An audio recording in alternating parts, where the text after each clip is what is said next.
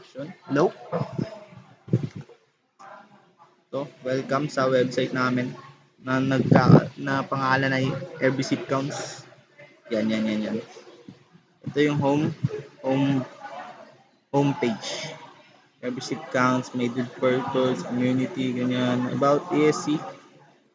Pinagsama ko na yung home at saka yung about para hindi marami masyado yung HTML page. Yan. Tapos ito yung video placeholder, footer. Yan. Tapos, punta naman tayo sa menu. Ay, hindi. Pindutin muna natin to. Visit us. Para makita nyo kung working yan. Pupuntahin directly sa contact. Yung contact, nandito yung address kung saan located yung cafe.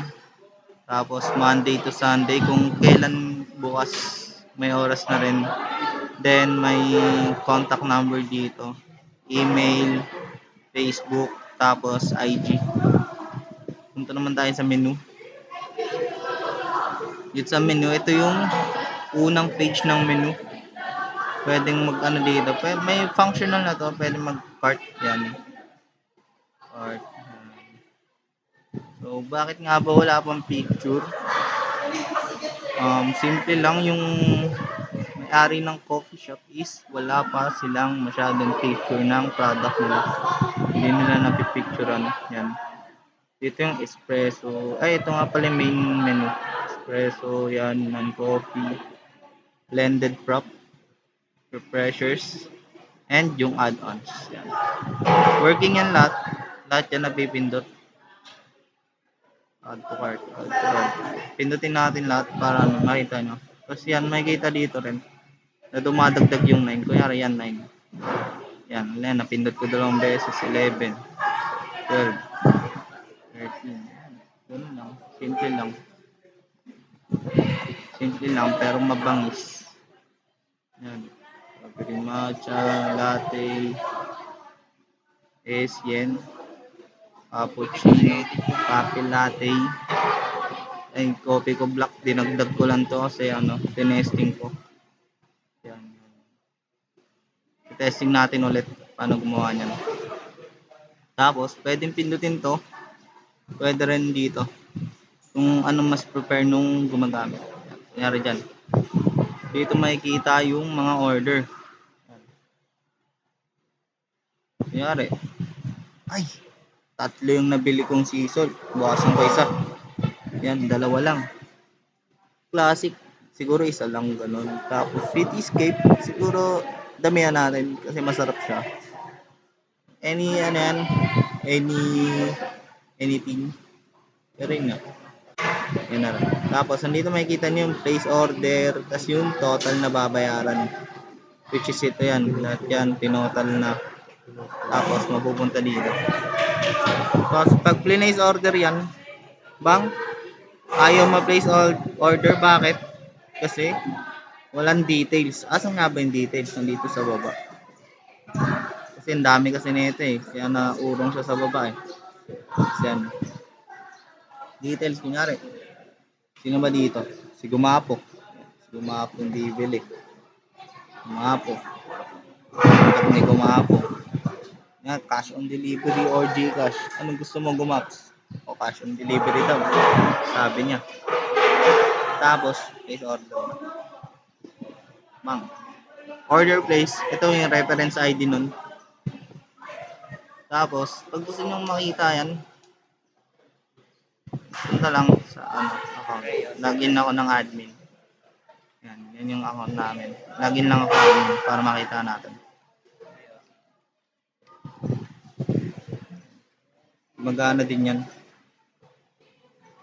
Magana yan lahat. Sign in lang. Tapos dito makikita nyo, total orders, pending, revenue yung total na kinita ko ngayong araw today. Tapos total users which is itong mga to. Yung mga gumamit, makikita rin yung record nila. Tapos completed. Today din to. Itong today na to. Yan, ito yung in-order ko kanina kay Gumapo. Yan yung lahat. Tapos, pending yung status niya since, ano pa yan, may confirmation pa yan sa, admin. Kunyari, na-confirm na ng admin. Ito rin, on time din to. Ay, yan. Live din yan. Tapos, yan, na-confirm na ng admin, nakita na. Yan, confirm. Confirm yan. Tapos, yan, na-confirm na. Preparing na. Ginagawa na niya. After niya i-prepare, ready na. Gumagana pala yan. Alabas na ready. Kaya lang. Baka sabihin hindi gumagana eh. Yan, preparing, status preparing.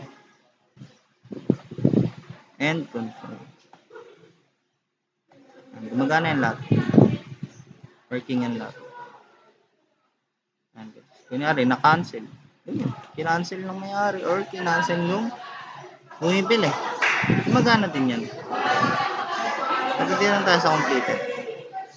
Completed yan. Wag kung yan kinumplete na. Yan.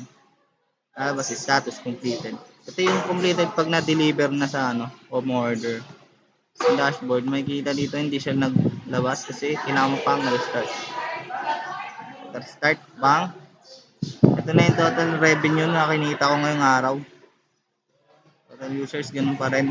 Is completed, dalawa na. Bakit? Kasi, itong dalawang to. Yan, at saka ito lang yung ngayong araw. Ito, kahapon pa to. Pwede naman kung gusto nyo makita this week.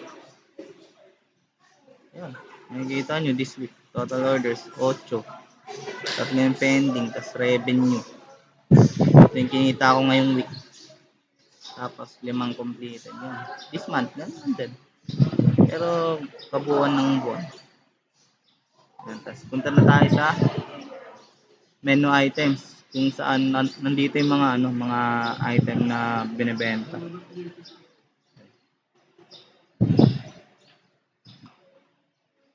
Tapos pero meron ditong filtering kung saan may signature, ganyan, add-ons, non-coffee, espresso, blended frap, tsaka refreshers. Pwede rin mag-search, kunyari sa categories tayo. Ano ba maganda isa? Dark mocha. Dark, yan, mocha. Lalabas yan. Si dark mocha. Okay. Kunyari, gusto mo matcha. Yan, lalabas lahat ng matcha. Blended pa yan. Non-coffee. Tapos dito, ang galing natin. Pwede mag-add item. Kunyari, may bagong item. Ito na yung kanina, yung in-add ko, yung coffee ko black. Asan na yun? Coffee ko black. Then, in-add ko lang yan. Delete ko muna. Pangit tignan. Pwede rin mag-delete pala. Kalimutan. Add item. Coffee ko black kanina, ngayon coffee ko blank. Kaya mag-set ng price dito. Kunyari, ano lang, mura lang.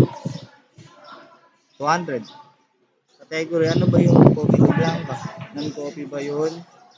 Espresso. Espresso. Yun. Tapos, dito, image URL. Ipi-paste mo lang yung URL ng image na galing sa mga social medias. Description kung ano ba yung ingredients ganoon or itsura nitong coffee ko blanca. Kunyari, sarap. Pwede na yan. Save item. Nasa espresso pala siya. Yan. Asan yan? Coffee ko blanca. Espresso. Siya masarap. Yan. Ito yung mga users. And roles. Ito yung admin account. Tapos, diba itong coffee ko blanca nga, in-add ko. Logout na tayo dito sa admin. Mapupunta yung coffee ko blanca sa menu. Punta tayo sa menu. Full menu. Tapos, ito na siya. Espresso. And, coffee ko blanca. Masarap. Diba? Yan lang. Easy lang. Card. And, ayun. Okay. Thank you for watching. Bye-bye.